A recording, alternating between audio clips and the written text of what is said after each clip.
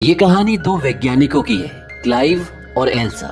ये दोनों पति पत्नी हैं और ये दोनों जेनेटिक साइंटिस्ट हैं। जेनेटिक साइंटिस्ट उन्हें कहते हैं जो नए नए जीवों को बनाते हैं, यानी कि दो अलग अलग जीवों के डीएनए को मिक्स करके वो एक नया जीव बनाते हैं। ये एक कंपनी के लिए काम करते हैं जिसका नाम है नर्ड, यानी nucleic exchange research and development. ये कंपनी दवाइयाँ बनाती है और क्लाइव और एल्सा इनके लिए अलग अलग जानवरों के डीएनए को मिक्स करके एक नया जानवर यानी कि एक नई ब्रीड बनाती है जिसके प्रोटीन से ये अलग अलग बीमारियों की दवाइयाँ बना सके। और अब ये एक ऐसी ब्रीड बना चुके हैं जो बिल्कुल ही अलग है। ये डॉग के साइज की होती है और एक मेल होता है जिसका नाम ही रखते हैं फ्रेड। और ऐसे ही ये एक और जीव पहले बना चुके हैं जिसका नाम होता है जिंजर।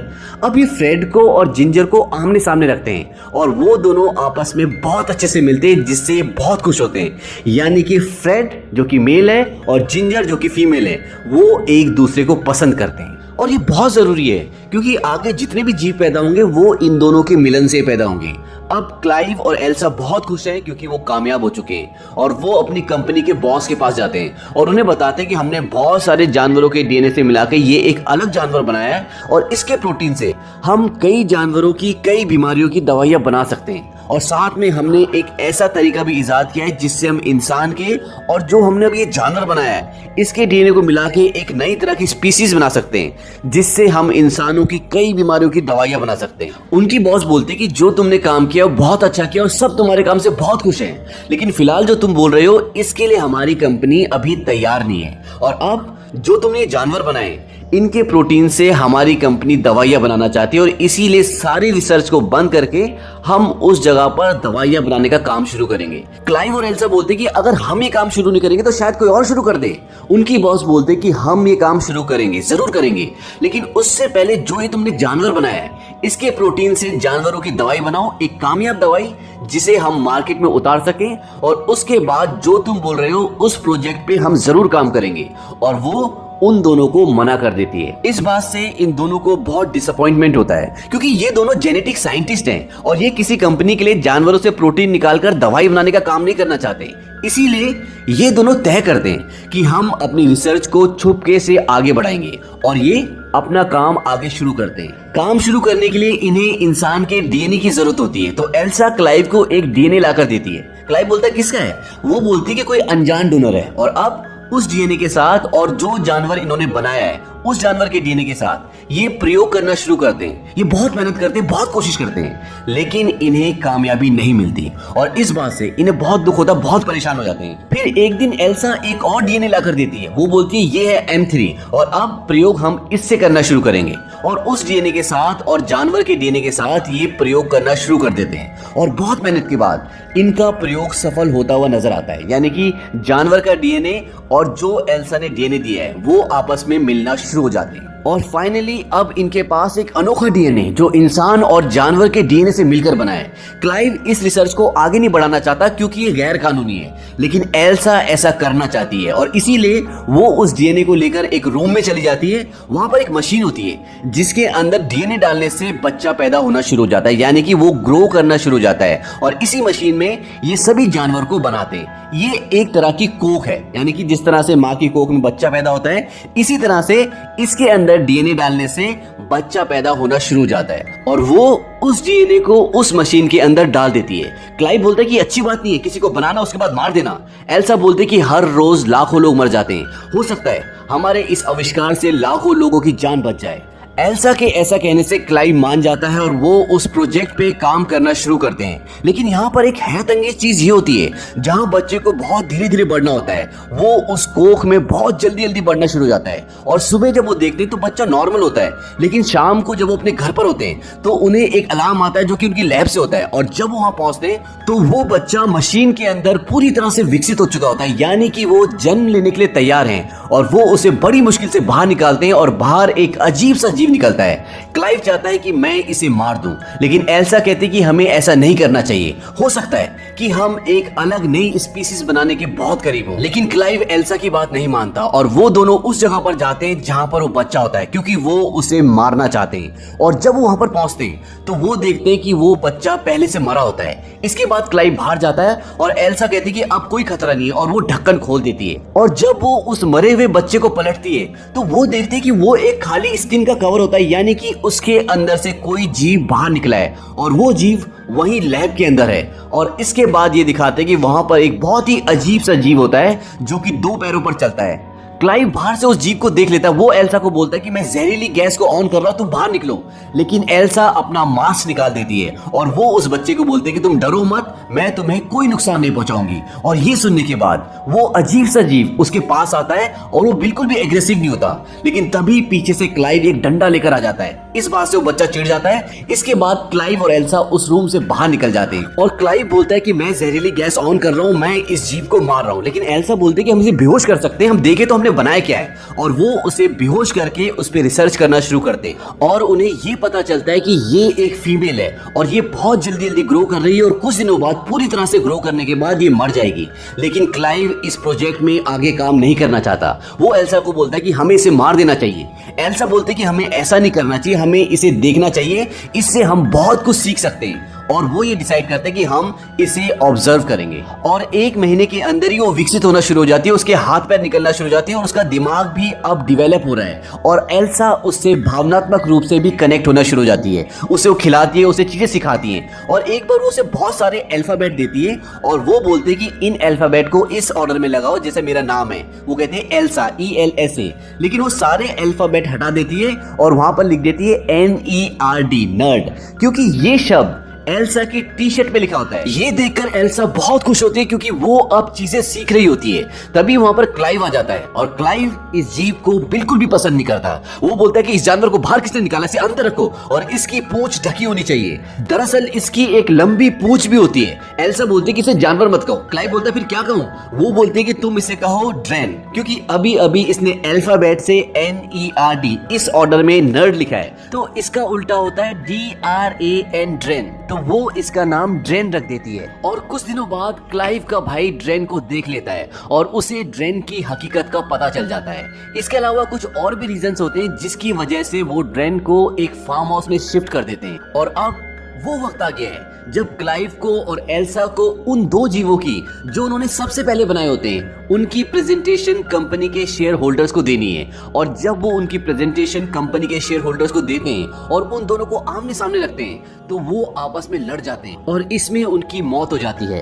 इस बात से क्लाइव, एल्सा, कंपनी की ऑनर सब के सब बहुत डिसअपॉइंट हो जाते हैं। और जब वो उनकी लड़ाई का रीजन ढूंढते हैं तो उन्हें ये पता चलता है कि उनमें से जो जिंजर थी, जो फीमेल थी, वो अपने आप ही मेल में कन्वर्ट हो गई थी। क्योंकि कुछ स्पीसीज ऐसी होती हैं जो लाइफ में अपना जेंडर चेंज करती है। ऐसी कुछ मछलियां भी होती है और इस जीव के अंदर मछली का DNA भी होता है और इसीलिए ये फीमेल से मेल बन गया होता है। और एल्सा और क्लाइव इस चीज का इसलिए पता नहीं लगा पाए क्योंकि वो अपनी दूसरी रिसर्च ड्रेन के साथ बहुत बिजी थे।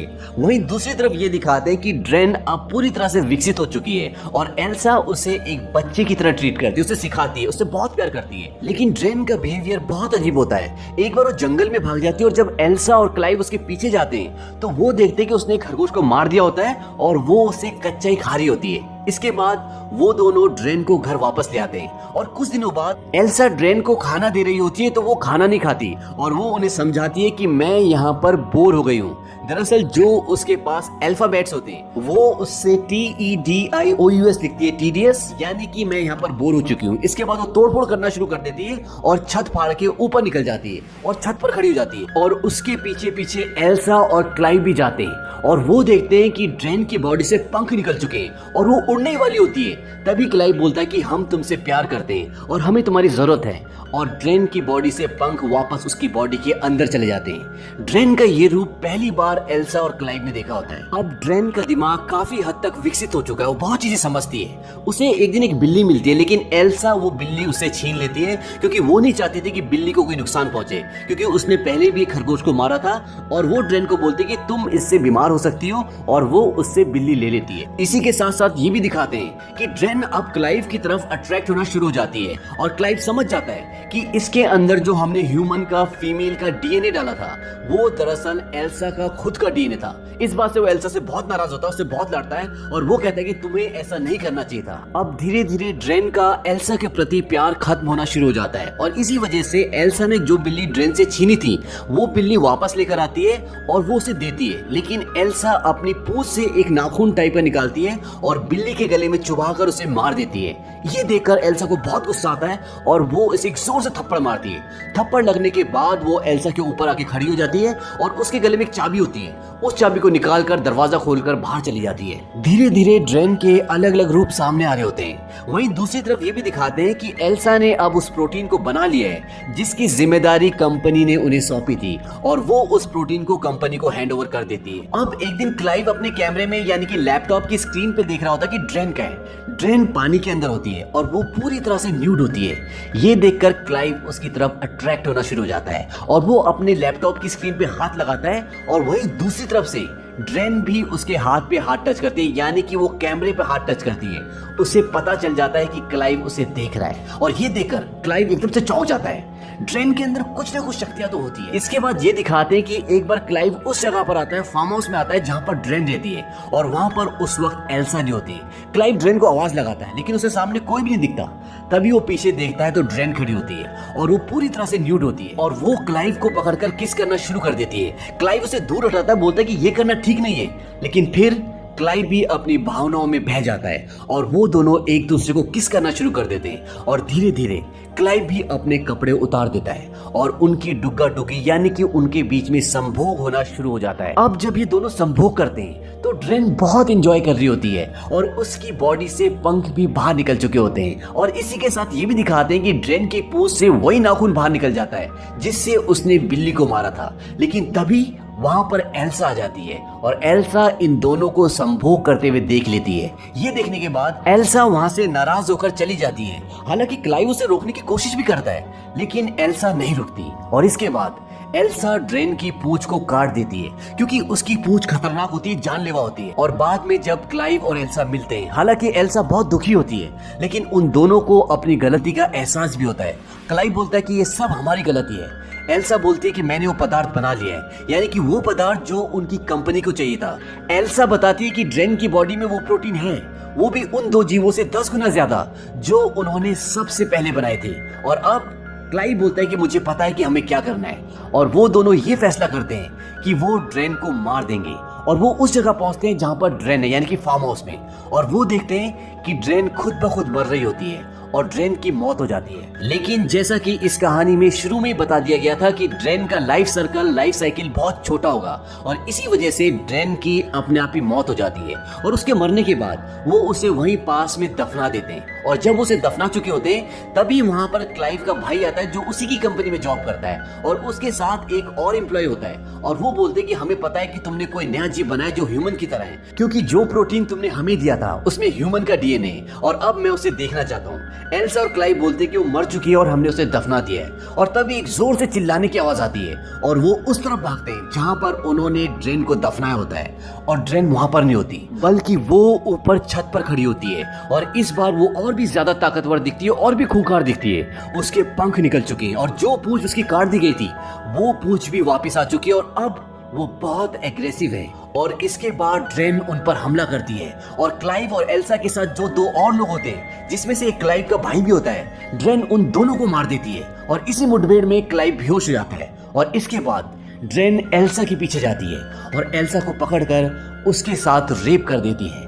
अब ड्रेन ने अपना जेंडर बदल दिया है, ठीक उसी तरह से जिस तरह से पहले इन्होंने जो दो जीव बनाए थे जिसमें से एक फीमेल थी जिसका नाम जिंजर था और जो बाद में मेल बन जाती है और इसके अंदर भी उनका हार्मोन उनका डीएनए होता है, इसलिए ये भी अब फीमेल से मेल बन चुकी है और ये एल्सा का रेप कर देती है। तभी पीछे से क्लाइव आ जाता है और वो एक शार्प लकड़ी ड्रेन की पीठ में भोंक देता है जिससे वो पूरी तरह से जख्मी हो जाती है और वो एल्सा को छोड़ देती है। लेकिन वो अपनी उस लकड़ी को निकालती है और अब वो क्लाइव पे हमला करती है, लेकिन इसी दौरान एल्सा एक बहुत बड़ा पत्थर उठाती है और उसे मारती है, जिससे उसे बहुत चोट पहुंचती है। इसके बाद एल्सा दोबारा उस पत्थर को उठाती है और मारने से पहले वो कुछ सोचने लग जाती है, क्योंकि उसी ने उसको बनाया है, उसके अंदर उसका डीएनए है। लेकिन इसी बीच में ड्रेन अपनी पूंछ से क्लाइव को मार देती है और इसके बाद एल्सा उसे उस पत्थर से दोबारा मारती है, जिससे ड्रेन की मौत हो जाती है। और आखिरी सीन में ये दिखाते हैं कि अब एल्सा अपनी कंपनी की ऑनर के सामने है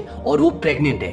उसके पेट में ड्रेन का बच्चा है, क्योंकि ड्रेन ने उसका रेप किया था, तो उसके पेट में ड्रेन का बच्चा है। वो कंपनी की ऑनर उसे ये बताती कि जो प्रोटीन उन्होंने कंपनी को बना के दिया था, उससे कंपनी को बहुत फायदा हुआ है, क्योंकि अब कंपनी इसके नेक्स्ट स्टेज को भी स्टडी करना चाहती है, यानी कि इस रिसर्च को वो आगे बढ़ाना चाहती है।